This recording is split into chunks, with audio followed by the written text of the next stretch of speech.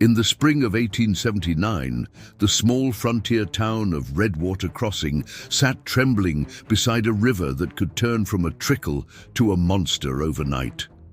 The sheriff, Elias Boone, had seen that river rise before, swallowing fences, wagons, and men without mercy. That year, the rains came earlier, harder and angrier. The sky turned black over the mountains and thunder rolled like cannon fire. Boone stood at the edge of the old wooden bridge with his horse, Dust, a scarred brown stallion with eyes that burned like amber under stormlight. He could already hear the timbers creaking, smell the wet earth as the river began to swell. Folks in town were praying it would hold through the night, but Boone knew better. Nature didn't make promises, and men who counted on them didn't live long in the West. At sundown, as the wind howled down the valley, trouble came riding with it. Jed Carver and his gang thundered into town. 5 men, hard-eyed and reckless, guns drawn, rain slick on their coats. Jed had once been a miner before he lost his brother in a shootout with Boone. Now he was an outlaw with nothing left to lose, and vengeance was all he'd kept. They didn't come for gold or whiskey, they came for blood. They shot up the saloon, burned the telegraph shack, and before anyone could stop them, they'd taken a hostage.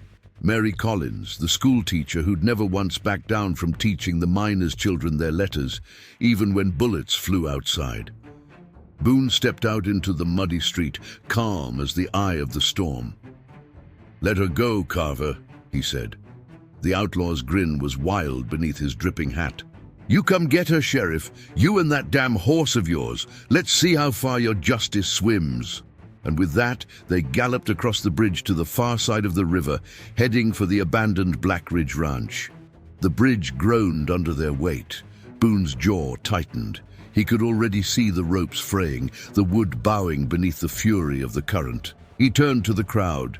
"Get inside, barricade the town, nobody follows." Someone yelled, "You'll drown out there, Boone." He mounted Dust, pulling the reins tight. "Then I drown doing my job."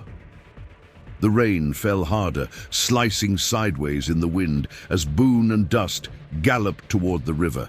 By the time they reached it, the bridge was already giving way, boards snapping like bones. The far bank was nothing but darkness and lightning flashes. He could hear Carver's laughter echoing faintly across the roar of the storm.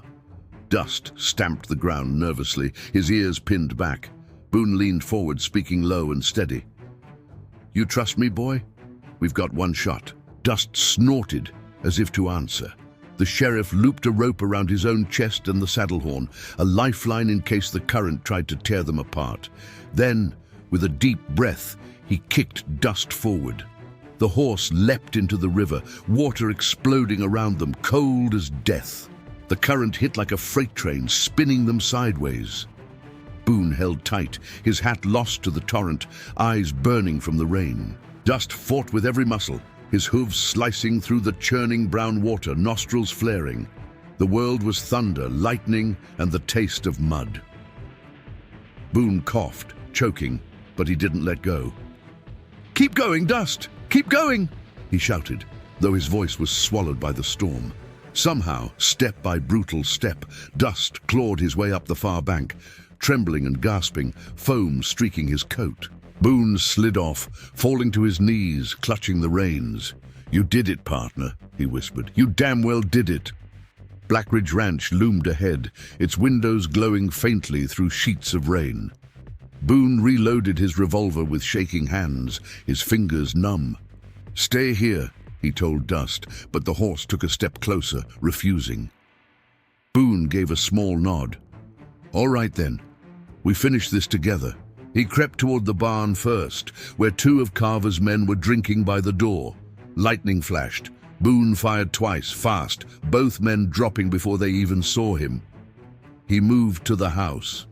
Inside, Carver was pacing, holding Mary in front of him, a pistol pressed to her head. "I told you the river would bury you, Boone," he yelled when the door slammed open. Boone stood there, soaked, revolver raised. "The river tried," he said quietly. "It failed. Carver fired first. Boone dove sideways, the bullet grazing his sleeve. He fired back once, hitting Carver square in the chest. The outlaw staggered, eyes wide, blood mixing with rainwater on the floorboards. "You can't kill justice," he rasped, and then fell dead at Boone's feet. Mary sobbed, clutching his arm. "The river, it's rising again." Boone looked out the window. She was right. The floodwaters had reached the porch. Without hesitation, he lifted her onto Dust's back and mounted behind her. "Hold on tight. He knows the way." Dust plunged once more into the river, the world spinning around them in a blur of water and wind. A floating beam struck Boone's shoulder, pain shooting down his arm, but he didn't let go. Dust kept swimming, fighting the current with a power born of loyalty, not instinct. When they finally reached the far side, dawn was breaking, pale light spilling over a broken land. Redwater Crossing stood battered but alive.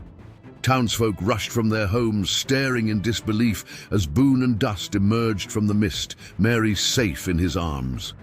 "No man could have crossed that river," someone cried. Boone looked down at Dust, the horse breathing hard, his sides heaving. "Then it's a good thing he's no ordinary horse," the sheriff said with a weary smile. Later that morning, Boone stood by the riverbank, watching the water calm back into its lazy flow, as if mocking what it had tried to take. He removed his hat, ran a hand along Dust's mane, and said softly, "Bridge'll take months to rebuild. Reckon it don't matter. We'll find another way when the time comes." Dust nickered, nudging his shoulder. Boone smiled. "Yeah, I know, partner. The river can rise all it wants. It'll never drown justice." And as the sun broke fully over Redwater Crossing, casting gold across the water, and the scars of the storm, the sheriff and his horse stood together. Two silhouettes against the dawn, bound by courage, faith, and the quiet truth of the frontier. Some men are born to serve justice, and some horses are born to carry it across any river.